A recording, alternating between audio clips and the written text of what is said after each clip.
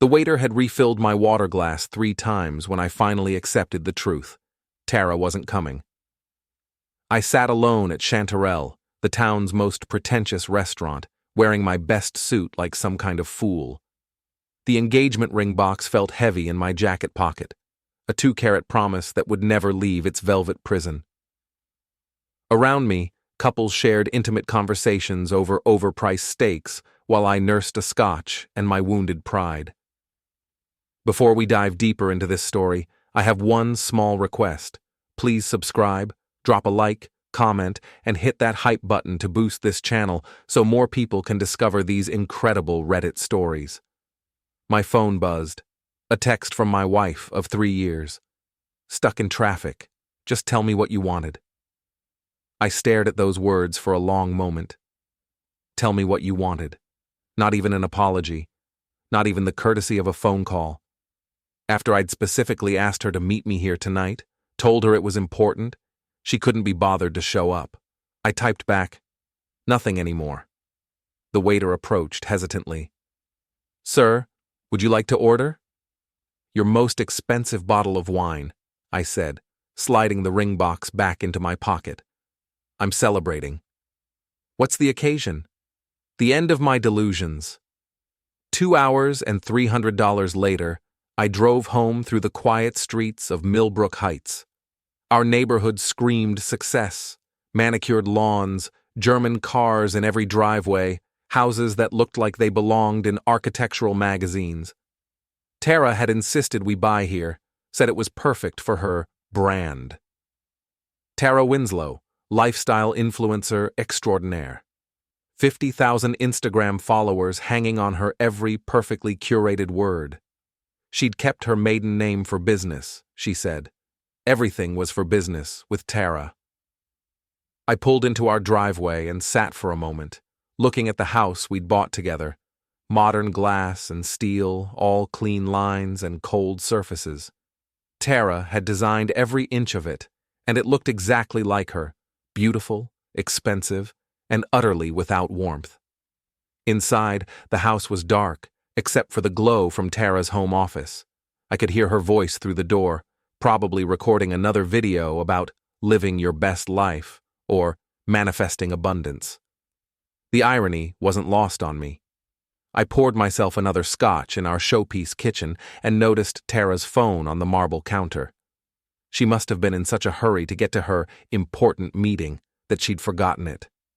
The screen lit up with a notification, and I saw something that made me freeze. A text from someone named Chase. Can't wait for tonight, beautiful. Suite 405 is ready for us. My hand trembled as I picked up the phone. It wasn't locked. Tara was always too scattered to remember her passcode. I scrolled through the messages, each one a knife twist in my chest. Chase. Your husband still clueless? Tara. Completely. He actually wanted to take me to dinner tonight. Can you believe it? Chase. What did you tell him? Tara. That I was stuck in traffic. He's so pathetic, he probably believed it. I scrolled further back, finding weeks of messages, photos I shouldn't see, plans made behind my back. But it was the calendar entry that destroyed me completely. Chase. Discuss Julian's situation. Time to upgrade. The Julian situation. That's what I'd become to my own wife. I set the phone down carefully and walked to my study, the only room in the house that felt like mine. Dark wood, leather chairs, books that had actually been read. I opened my laptop and began typing an email to my lawyer. The marriage was over, but I'd be damned if I was going down without a fight. The next morning, I called in sick to work and drove to my mother's house across town. Vivian Hayes lived in a cottage that was the complete opposite of my glass palace. Warm brick, climbing ivy, rooms filled with antiques and memories. She'd raised me here after my father passed away, working as a family lawyer to pay for my education. You look terrible, she said, opening the door in her gardening clothes. At 65, my mother was still sharp as a razor and twice as cutting when she needed to be. Thanks for the pep talk, I said, following her into the kitchen that actually felt like a kitchen, not a photography set. She poured coffee into mismatched mugs and sat across from me at her scarred wooden table. What's she done now? I'd never been able to hide anything from my mother. How do you know it's about Tara? Because you only look this destroyed when you're dealing with that vapid little social climber. Vivian had never liked my wife, though she'd been polite enough at the wedding. Tell me everything. I showed her the messages on my phone, screenshots I'd taken before deleting them from Tara's device. My mother read them without expression, her lawyer's face giving nothing away. Well, she said finally, at least now you know what you're dealing with. I want a divorce, a quiet one if possible. Quiet? Vivian laughed. Darling, your wife makes her living broadcasting every detail of her life to strangers. Nothing about this will be quiet. She was right, of course. Tara's followers knew our anniversary date, our favorite restaurants, even the color of our bedroom walls. A divorce would be content gold for her. There's something else, I said. The house. It's in both our names. Community property. She'll get half of everything unless we can prove adultery.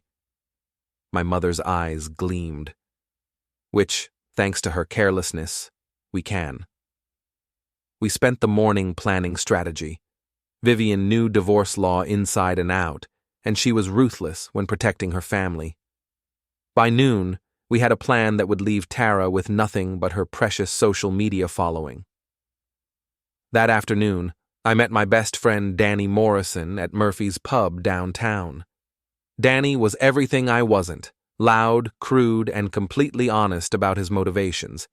He'd been a bouncer for 15 years before starting his own private investigation business, and he knew every dirty secret in our small city.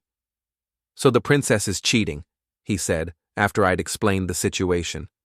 Can't say I'm surprised. She always looked at you like you were a stepping stone. Thanks for the support. Hey, I'm on your side here. Always have been. Danny signaled the bartender for another round. You want me to dig up dirt on this Chase character? What kind of dirt? The kind that makes people disappear from social media permanently. Danny grinned, and I remembered why he'd been such an effective bouncer. Give me 48 hours. That evening, I sat in my study and waited for Tara to come home. She arrived at midnight, reeking of expensive cologne that wasn't mine. Julian, are you still up?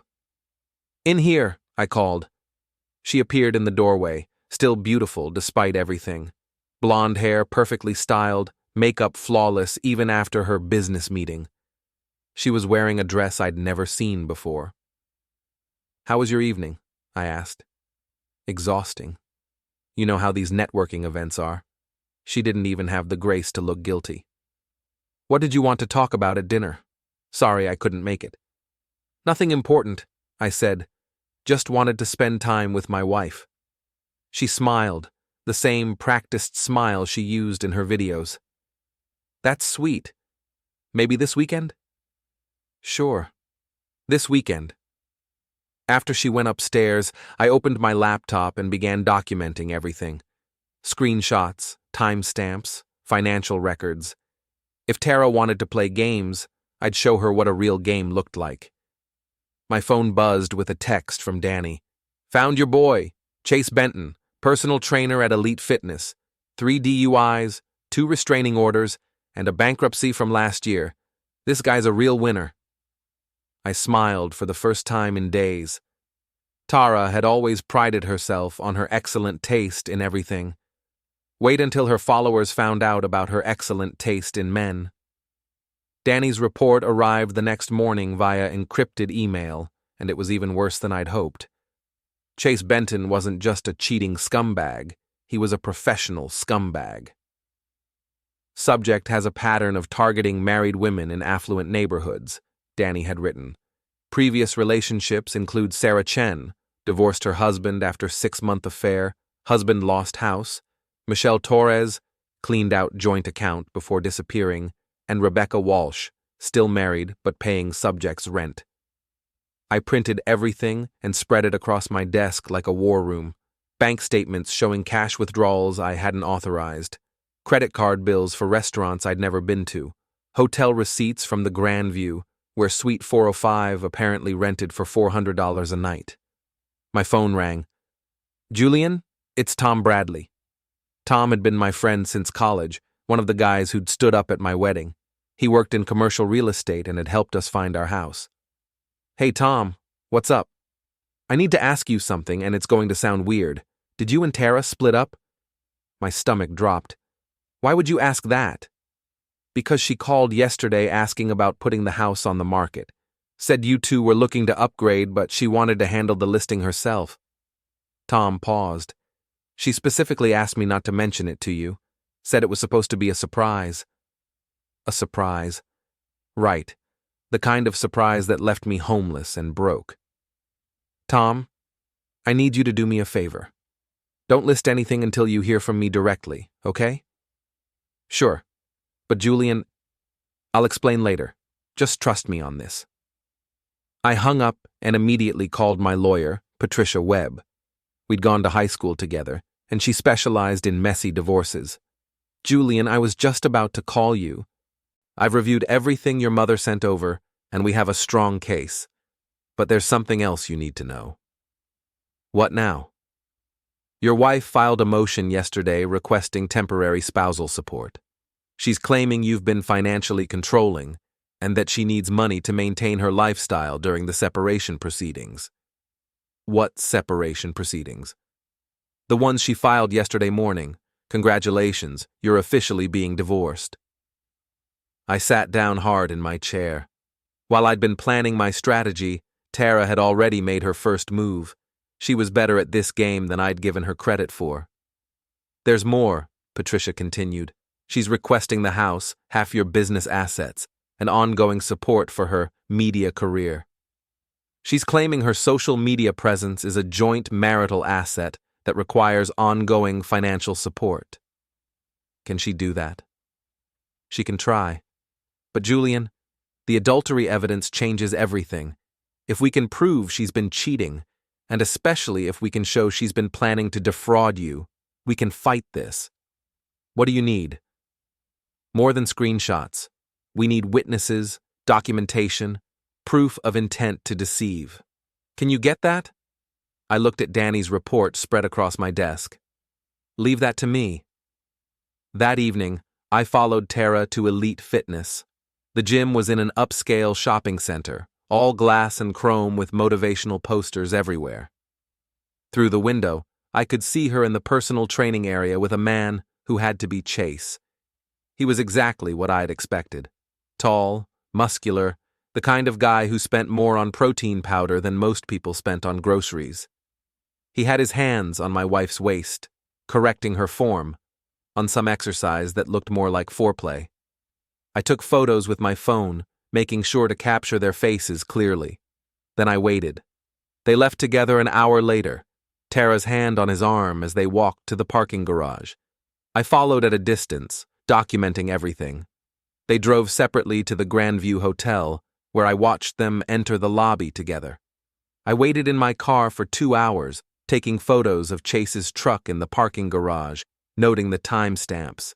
When they finally emerged, Tara's hair was mussed and her lipstick was gone. Back home, I uploaded everything to a secure folder and sent copies to Patricia and my mother. Then I sat in my study and planned my next move. Tara wanted to play dirty? Fine. She had no idea how dirty things could get. The next morning, I was waiting in the kitchen when Tara came downstairs. She looked surprised to see me, probably expecting me to be at work already. "Morning," she said, moving toward the coffee maker. "You're running late." "Took the day off. Thought we should talk." Something in my tone made her pause. "Talk about what?" I slid a manila folder across the counter. "About Chase." Her face went white, but she recovered quickly. "I don't know what you're talking about. Chase Benton, personal trainer at Elite Fitness, 3 DUIs, 2 restraining orders, currently living in a studio apartment because he can't afford anything better." I opened the folder, showing her the photos from the hotel. "Your boyfriend." Tara stared at the images, her perfect composure finally cracking. Julian, I can explain. Can you? Can you explain why you've been stealing money from our joint account to pay for hotel rooms? Can you explain why you told Tom Bradley to list our house without telling me? Can you explain why you filed for divorce while pretending everything was fine? You don't understand. I understand perfectly. I stood up, suddenly calm. You found someone you thought was better than me, and you decided to trade up. The only problem is you picked a loser.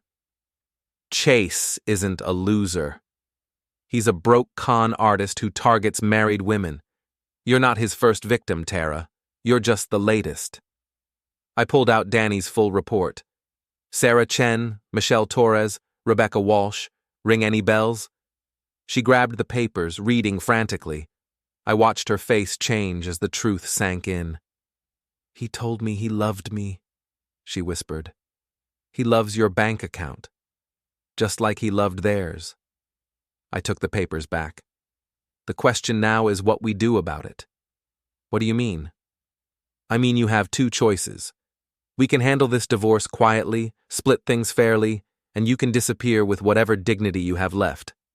Or we can do this the hard way, and I'll make sure everyone knows exactly what kind of person you really are. Tara's shock was already hardening into anger. You can't threaten me, Julian.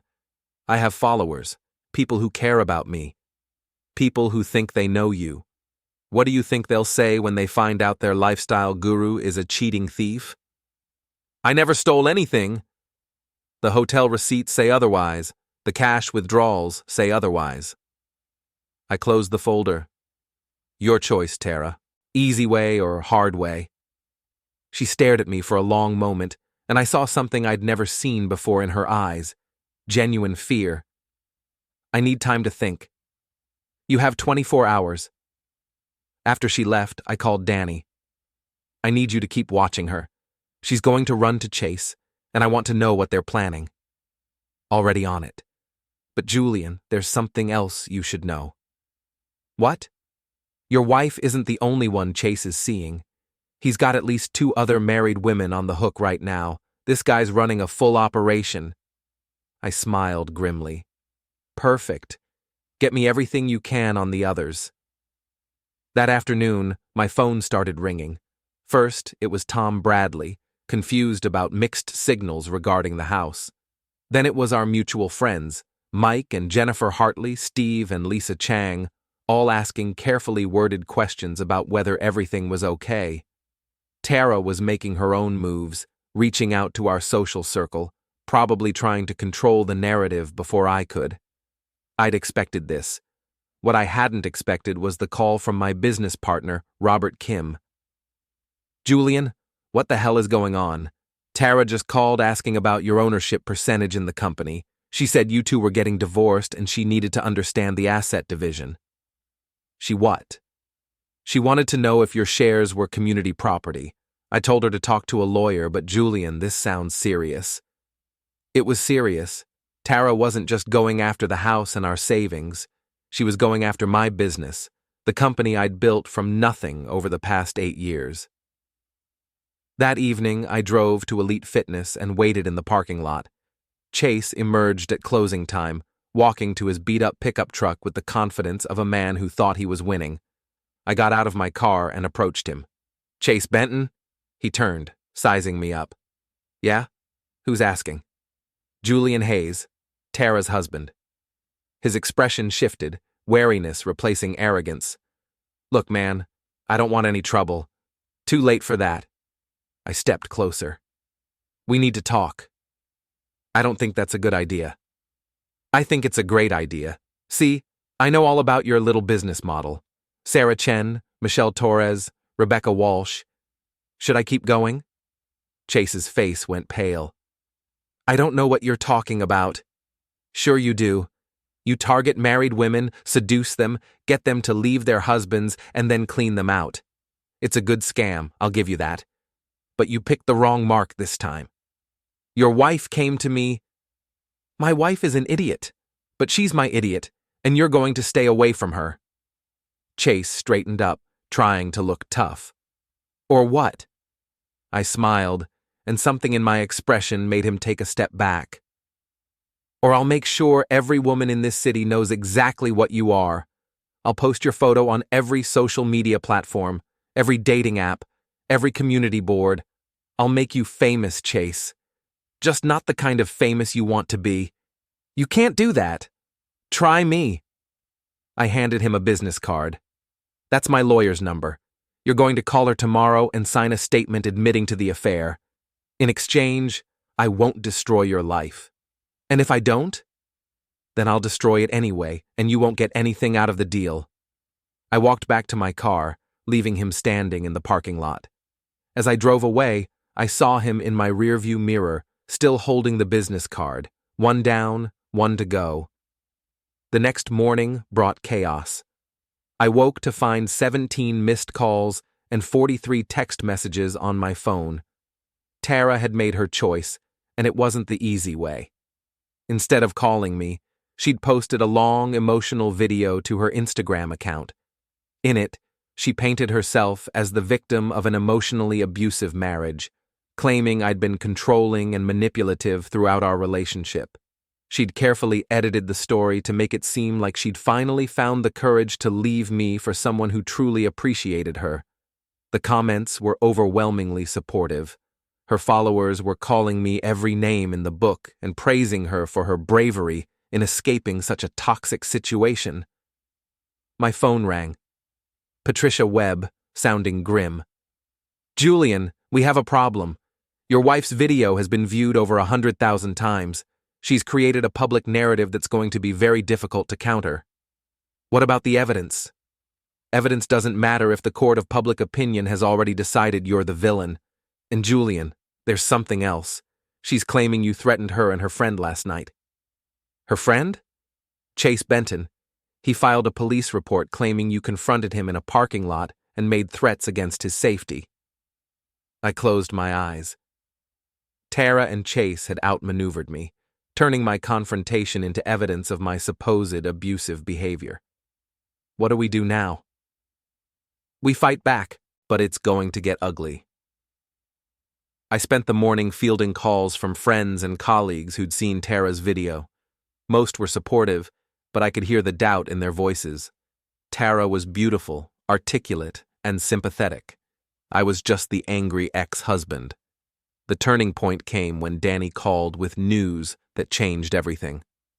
"Julian, you need to see this. I've been monitoring Chase's phone records, and you're not going to believe what I found." "What?" "He's been in contact with a woman named Amanda Foster. She runs a company called Narrative Solutions. They specialize in managing social media crises and creating viral content." "You're saying this was planned?" "I'm saying your wife hired professionals to destroy your reputation. The video, the police report, probably even the timing of the divorce filing. It's all coordinated." "Can you prove it?" "I can do better than that. Amanda Foster has a very interesting client list. Guess who else she's worked with?" "Tell me." "Rebecca Walsh, the woman Chase scammed last year. Amanda helped her create a fake social media presence to hide the affair from her husband." The pieces fell into place. This wasn't just adultery. It was conspiracy. Tara and Chase had been planning this for months, possibly longer. I called Patricia immediately. "We need to move fast, file for an emergency injunction to freeze all our assets, and get me a meeting with Rebecca Walsh." "What are you planning?" "I'm going to give Tara exactly what she asked for, a public reckoning." That afternoon, I met Rebecca Walsh at a coffee shop downtown.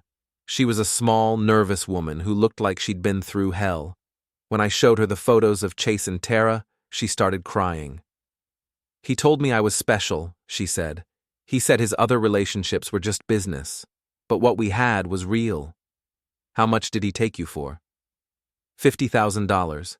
He said he needed money to start his own gym, that we'd be partners." She laughed bitterly. "I mortgaged my house to give it to him." "What about Amanda Foster?" "She helped me create fake social media accounts to hide what I was doing from my husband. She said it was normal, that lots of women needed privacy during life transitions." Rebecca looked up at me with haunted eyes. "Is she helping your wife too?" "That's what I'm trying to find out." Rebecca reached into her purse and pulled out a folder. I've been collecting evidence for months, trying to build a case against Chase. Bank records, emails, text messages, everything. I looked through the documents, my excitement growing. This was better than anything I'd hoped for. Rebecca, would you be willing to testify about what happened to you? Will it help stop him from doing this to other women? It'll do more than that. It'll destroy him. That evening, I sat in my study and planned my counterattack. Tara wanted to play the social media game? Fine. I'd show her how it was really played. I created a simple website called The Truth About Chase Benton and uploaded everything. Danny's investigation, Rebecca's evidence, the hotel receipts, the bank records. Then I bought targeted ads on every social media platform, making sure they'd be seen by anyone who'd viewed Tara's video. But that was just the opening move. I called Tom Bradley, Mike Hartley, Steve Chang, and every other friend Tara had been trying to manipulate. I sent them all the same email with all the evidence attached. I know Tara has been reaching out to you with her version of events, I wrote. I thought you deserved to know the truth. Then I waited. The response was swift and brutal. Within hours, the comments on Tara's video shifted from supportive to skeptical. People started asking questions about Chase, about the timeline of events, about why she'd hired a crisis management company. My phone started ringing again, but this time the calls were different. Friends apologizing for doubting me, colleagues offering support, even strangers who'd seen my website and wanted to share their own stories about Chase. At midnight, Tara called. Julian, please, we need to talk. I'm listening.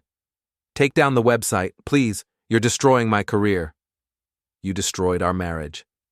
I made a mistake. I know that now. Chase, he's not who I thought he was. No kidding. Please, Julian, I'll give you whatever you want in the divorce, the house, the business assets, everything. Just make this stop. I looked out the window of my study at the house we'd built together, the life we'd shared, the future I'd thought we'd have. It's too late for that, Tara. What do you mean? I mean, you chose to make this public. You chose to try to destroy my reputation. You chose to paint yourself as the victim and me as the abuser. I paused, letting the weight of her choices sink in. You wanted everyone to know your story. Well, now they know the real story. Julian, we're done, Tara. Your lawyer can call my lawyer. I hung up and turned off my phone. Outside, the neighborhood was quiet, all those perfect houses hiding their own secrets and lies.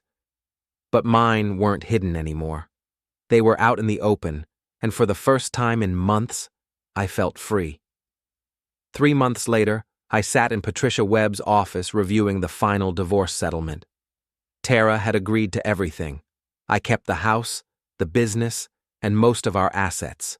She'd taken only her personal belongings and what little remained of her credibility. She's lucky you didn't press criminal charges, Patricia said, closing the file. The evidence of conspiracy would have been enough for fraud prosecution. I got what I wanted, which was the truth. Chase Benton had disappeared entirely after 3 more women came forward with similar stories. The police were investigating him for fraud, and he'd left town rather than face the charges. Amanda Foster's company had folded after the scandal broke, and she was facing her own legal troubles. As for Tara, her social media career was over. She'd lost 90% of her followers after the truth came out, and the brand partnerships had dried up completely. Last I'd heard, she was working as a receptionist at a dental office in another state. I drove home through the familiar streets of Millbrook Heights, past the manicured lawns and perfect houses. Nothing had changed, but everything was different. At home, I walked through the rooms that had once felt like a showpiece and now felt like a home. I'd gotten rid of most of Tara's decorations, replacing them with things that actually meant something to me. Books, photographs, furniture that was comfortable rather than photogenic. In my study, I opened my laptop and began writing. Not a social media post or a legal document, but something I'd been thinking about for months. A book about what had happened. a cautionary tale about social media, marriage, and the lies we tell ourselves and others. My phone buzzed with a text from Danny. Saw the news about Chase, 3-year sentence for fraud, justice served. I smiled and typed back, better late than never. Another text, this one from my mother. Dinner Sunday? I'm making pot roast. Wouldn't miss it. I set the phone aside and continued writing. Outside, the sun was setting over the neighborhood, painting the sky in shades of orange and gold. Somewhere out there, other people were living their own lies, building their own perfect facades, making their own mistakes. But that wasn't my problem anymore. I had learned the most important lesson of all. The truth might be painful, but lies are always worse. And sometimes, the only way to win is to make sure everyone knows exactly who they're really dealing with. The doorbell rang, interrupting my thoughts. I wasn't expecting anyone, but when I opened the door, I found a young woman holding a microphone and a man with a camera. Mr. Hayes, I'm Jennifer Martinez from Channel 7 News. We're doing a story about social media fraud and relationship scams. Would you be willing to share your experience? I looked at the camera, thinking about Tara and Chase and all the other people out there running similar cons. How many marriages were being destroyed right now by people like them? How many victims were suffering in silence, too embarrassed to speak up? Yes, I said. I think it's time people heard the whole story. 6 months later, my book, The Influencer's Husband, hit the bestseller list. It had spawned a documentary, a congressional hearing on social media fraud, and new legislation protecting victims of relationship scams. Tara tried to sue me for defamation, but the case was thrown out when her own lawyer advised her that everything in the book was demonstrably true. I used the book proceeds to start a foundation helping victims of relationship fraud, and I met someone new, a teacher named Sarah, who had never heard of Instagram and couldn't care less about having a brand. We took things slow, building a relationship based on honesty rather than image, substance rather than style. When I finally proposed to her, it was at Murphy's Pub over burgers and beer, with Danny as our only witness. No cameras, no social media posts, no performance for an audience of strangers. Just the truth, which turned out to be more than enough. As I write this final chapter, sitting in the same study where I planned my revenge against Tara, I can honestly say that losing everything was the best thing that ever happened to me. It forced me to discover who I really was when all the pretense was stripped away. Tara got exactly what she deserved. Nothing. Chase got what he deserved. Prison. And I got what I deserved. A second chance at a real life. The mansion was never meant for her anyway. It was meant for someone who understood that a home isn't about impressing other people. It's about building something real with someone you actually love, and that someone definitely wasn't Tara.